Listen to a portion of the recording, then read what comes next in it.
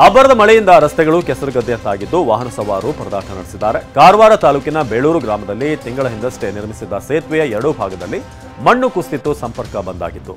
ಕೆಲವೇ ತಿಂಗಳು ಹಿಂದೆಯಷ್ಟೇ ಅಂದಾಜು 40 ಲಕ್ಷ ರೂಪಾಯಿ ವೆಚ್ಚದಲ್ಲಿ ನಿರ್ಮಾಣವಾಗಿದ್ದ ಸೇತುವೆ ಇದೀಗ ಕೆಸರಿನಿಂದ ತುಂಬಿ ಹೋಗಿದೆ. ನಿನ್ನೆ ಬೆಳ್ಳಂಬೆಳಗ್ಗೆ ಕಾರವಾರ ತಾಲೂಕಿನ ಚಂಡಿಯಾ ಗ್ರಾಮದ ಮನೆಗಳಿಗೆ ನುಗ್ಗಿ ಅವಾಂತರ ಸೃಷ್ಟಿ ಮಾಡಿದ ಮಳೆ ಕೆಲವು ಮನೆಗಳಿಗೆ ಸ್ವಲ್ಪ ನೀರು ನುಗ್ಗಿದ್ರೆ ಇನ್ನುಳಿದ ಮನೆಗಳಿಗೆ ಜಲ ದಿಗ್ಬಂಧನ ಉಂಟಾಗಿದೆ. ಅವೈಜ್ಞಾನಿಕ ರಾಷ್ಟ್ರೀಯ ಹೆದ್ದಾರಿ ಕಾಮಗಾರಿಯಿಂದಲೇ ಅವಾಂತರ ಆಗಿದೆ ಅಂತ ಸ್ಥಳೀಯರು ಆರೋಪ ಮಾಡಿದ್ದಾರೆ.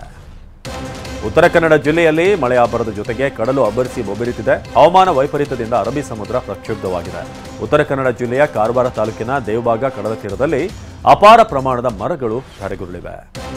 ದಕ್ಷಿಣ ಕನ್ನಡ ಜಿಲ್ಲೆಯಲ್ಲಿ ನಿರಂತರ ಮಳೆ ಆಗ್ತಿರುವಂತಹ ಕಾರಣ ಜಿಲ್ಲಾ ವ್ಯಾಪ್ತಿಯ ಶಿಖರಗಳಲ್ಲಿ ಚಾರಣಕ್ಕೆ ನಿಷೇಧ ಹೇರಲಾಗಿದೆ. ಜಿಲ್ಲೆಯಲ್ಲಿ ಹೆಚ್ಚಾದಂತಹ ಭೂಕುಸಿತ, ಗುಡ್ಡ ಕುಸಿತ ಪ್ರಕರಣಗಳು ಇನ್ನಷ್ಟು ಪ್ರಾಕೃತಿಕ ವಿಕೋಪ ಸಂಭವಿಸುವ ಆತಂಕದ ಹಿನ್ನೆಲೆ ಚಾರಣಕ್ಕೆ ತೆರಳದಂತೆ ನಿಷೇಧಿಸಲಾಗಿದೆ.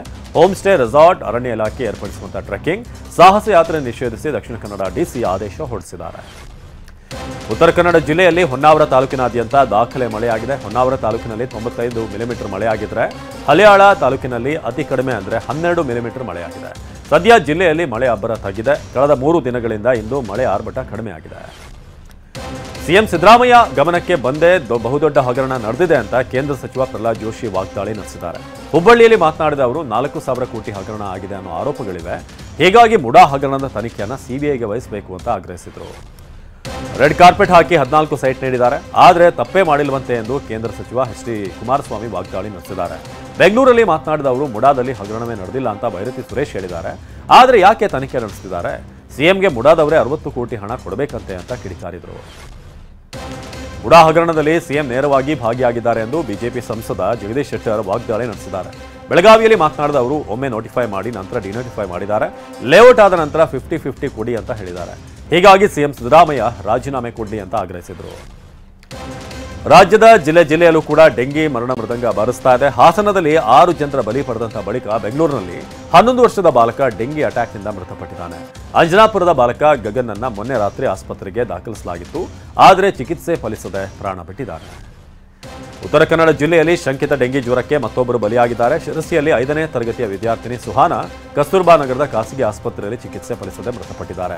ಕಳೆದ 3 ದಿನಗಳಿಂದ ತೀವ್ರ ಜ್ವರದಿಂದ ಅವರು ಬಳಲ್ತಾ ಇದ್ರು. ಇತ್ತೀಚೆಗೆ ಅಂಕೋಲದ ನಿವಾಸಿ ಶಂಕಿತ ಡೆಂಗಿಯಿಂದ ಮೃತಪಟ್ಟಿದ್ರು. ರಾಜ್ಯಾದ್ಯಂತ ಡೆಂಗಿ ಮಹಾಮಾರಿ ಅಬ್ಬರಿಸ್ತಾ ಇದೆ. ಆದರೆ ಮಂಗಳೂರಿನಲ್ಲಿ ಆರೋಗ್ಯ ಸಚಿವ ದಿನೇಶ್ ಗುಂಡೂರಾವ್ ಸ್ವಿಮ್ಮಿಂಗ್ ಪೂಲ್ನಲ್ಲಿ ಈಜಾಡಿ ಕಸರತ್ತು ಮಾಡಿದ್ದಾರೆ ಎಂದು ಬಿಜೆಪಿ ವಾಗ್ದಾಳಿ ನಡೆಸಿದೆ. ದಿನೇಶ್ ಗುಂಡೂರಾವ್ ಸ್ವಿಮ್ಮಿಂಗ್ ಮಾಡ್ತಿರುವಂತಹ ವಿಡಿಯೋನ ಪೋಸ್ಟ್ ಮಾಡಿ ಕಿಡಿಕಾರಿದ್ದಾರೆ. ಇದೇ ಜುಲೈ 22ರಿಂದ ಆಗಸ್ಟ್ 12ರವರೆಗೆ ಸಂಸತ್ ಬಜೆಟ್ ಅಧಿವೇಶನ ನಡೆಯಲಿದ್ದು ಮೋದಿ ನೇತೃತ್ವದ ಕೇಂದ್ರದ 3ನೇ ಅವಧಿಯ ಮೊದಲ ಬಜೆಟ್ ಏನಿದೆ ಇದು ಮಂಡನೆಗೆ ಸಿದ್ಧತೆ ಆಗ್ತಾ ಇದೆ. ಇದೇ ಜುಲೈ 23ರಂದು ಸಂಸತ್ತಿನಲ್ಲಿ ವಿತ್ತ ಸಚಿವೆ ನಿರ್ಮಲಾ ಸೀತಾರಾಮನ್ ಬಜೆಟ್ ಮಂಡಿಸಲಿದ್ದಾರೆ. ಈ ಮೂಲಕ ಸತತ 7 ಕೇಂದ್ರ ಬಜೆಟ್ ಮಂಡಿಸಿದ ಖ್ಯಾತಿಯನ್ನ ನಿರ್ಮಲಾ ಪಡೆಯಲಿದ್ದಾರೆ. ಈ ಹಿಂದೆ ಮೊರಾರ್ಜಿ ದೇಸಾಯಿ ಅವರು ಸತತ 6 ಬಾರಿ ಬಜೆಟ್ ಮಂಡಿಸಿ ದಾಖಲೆ ಬರೆದಿದ್ದರು. ಆಮ್ ಆದ್ಮಿ ಪಕ್ಷದ ಸತ್ಯೇಂದ್ರ ಜೈನ್ ವಿರುದ್ಧ ಲಂಚದ ಆರೋಪ ಪ್ರಕರಣದ ತನಿಖೆಗೆ ದೆಹಲಿ ಲೆಫ್ಟಿನೆಂಟ್ ಗವರ್ನರ್ ಅನುಮತಿ ನೀಡಿದ್ದಾರೆ. ಭಾರತ್ ಎಲೆಕ್ಟ್ರಾನಿಕ್ಸ್ ಲಿಮಿಟೆಡ್ನಿಂದ ಅಧಿಕಾರಿಯೊಬ್ಬರಿಂದ 7 ಕೋಟಿ ರೂಪಾಯಿ ಲಂಚ ಸ್ವೀಕರಿಸಿದ ಆರೋಪ ಸತ್ಯೇಂದ್ರ ಜೈನ್ ವಿರುದ್ಧ ಇತ್ತು. ಭ್ರಷ್ಟಾಚಾರ ನಿಗ್ರಹ ದಳ ಈ ಪ್ರಕರಣದ ತನಿಖೆ ನಡೆಸಲಿದೆ. ಗುಜರಾತ್ನ ಸೂರತ್ನಲ್ಲಿ 6 ಅಂತಸ್ತಿನ ವಸತಿ ಕಟ್ಟಡ ಕುಸಿದಿದ್ದು ಇವರಿಗೆ 3 ಮೃತದೇಹಗಳನ್ನು ಹೊರತೆಗೆಯಲಾಗಿದೆ. ಇನ್ನು ಹಲವರು ಅವಶೇಷಗಳಲ್ಲಿ ಸಿಲುಕಿದ್ದಾರೆ ಅಂತ ಶಂಕಿಸಲಾಗಿದ್ದು ರಕ್ಷಣಾ ಕಾರ್ಯಾಚರಣೆ ನಡೆಸಲಾಗ್ತಾ ಇದೆ. ಸದ್ಯ ಓರ್ವ ಮಹಿಳೆಯನ್ನ ರಕ್ಷಿಸಲಾಗಿದ್ದು ಸ್ಥಳೀಯ ಆಸ್ಪತ್ರೆಯಲ್ಲಿ ಚಿಕಿತ್ಸೆ ನೀಡಲಾಗ್ತಾ ಇದೆ. ಪ್ರತಿ ವರ್ಷದಂತೆ ಒಡಿಶಾದ ಪುರಿಯ ಜಗನ್ನಾಥ ರಥಯಾತ್ರೆ ಇಂದಿನಿಂದ ಆರಂಭ ಆಗುತ್ತೆ. ನಾಳೆ ಅಂತ್ಯವಾಗಲಿದೆ. ಪಂಚಾಂಗದ ಪ್ರಕಾರ ಆಷಾಢ ಶುಕ್ಲ ದ್ವಿತೀಯ ತಿಥಿ ಜುಲೈ 7ರ ಬೆಳಗ್ಗೆ 3:44ಕ್ಕೆ ಪ್ರಾರಂಭವಾಗಿದ್ದು ಜುಲೈ 8ರಂದು ಬೆಳಗ್ಗೆ 4:14ರವರೆಗೆ ಇರಲಿದೆ. ಹೀಗಾಗಿ 53 ವರ್ಷಗಳ ನಂತರ ಇದೇ ಮೊದಲ ಬಾರಿಗೆ 2 ದಿನ ರಥಯಾತ್ರೆ ನಡೀತಾ ಇದೆ. T20 ಕ್ರಿಕೆಟ್ನ ಇತಿಹಾಸದಲ್ಲೇ ಭಾರತದ ವಿರುದ್ಧ ಕಡಿಮೆ ರನ್ ಸಿಡಿಸಿದ ಜಿಂಬಾಬ್ವೆ ಇದಕ್ಕಿಂತಲೂ ಅತಿ ಕಡಿಮೆ ರನ್ನಿಂದ ಟೀಂ ಇಂಡಿಯಾವನ್ನು ಆಲ್ಔಟ್ ಮಾಡಿದೆ. 115 ರನ್ ಗುರಿ ನೀಡಿದಂತಹ ಜಿಂಬಾಬ್ವೆ ಕೇವಲ 102 ರನ್ಗೆ ಟೀಂ ಇಂಡಿಯಾವನ್ನು ಆಲ್ಔಟ್ ಮಾಡಿತು. ಮಾಜಿ ಕ್ಯಾಪ್ಟನ್ ಧೋನಿ 43ನೇ ಬರ್ತ್ಡೇ ಸಂಭ್ರಮದಲ್ಲಿದ್ದಾರೆ. ಆಂಧ್ರದಲ್ಲಿ ಅಭಿಮಾನಿಗಳು 100 ಅಡಿ ಕಟೌಟ್ ಅನ್ನು ಅನಾವರಣಗೊಳಿಸಿ ವಿಶ್ ಮಾಡಿದ್ದಾರೆ. ಇನ್ನು ಅಂಬಾನಿ ಪುತ್ರನ ಸಂಗೀತ್ ಸೆರೆಮನಿ ಕಾರ್ಯಕ್ರಮದಲ್ಲೇ ಕ್ಯಾಪ್ಟನ್ ಕೂಲ್ ಬರ್ತ್ಡೇ ಸೆಲೆಬ್ರೇಟ್ ಮಾಡಲಾಗಿದೆ. ಕೇಕ್ ಕಟ್ ಮಾಡಿಸಿ ಧೋನಿಗೆ ಪತ್ನಿ ಸಾಕ್ಷಿ ಸಿಂಗ್ ಹಾಗೇನೆ ನಟ ಸಲ್ಮಾನ್ ಖಾನ್ ವಿಶ್ ಮಾಡಿದರು.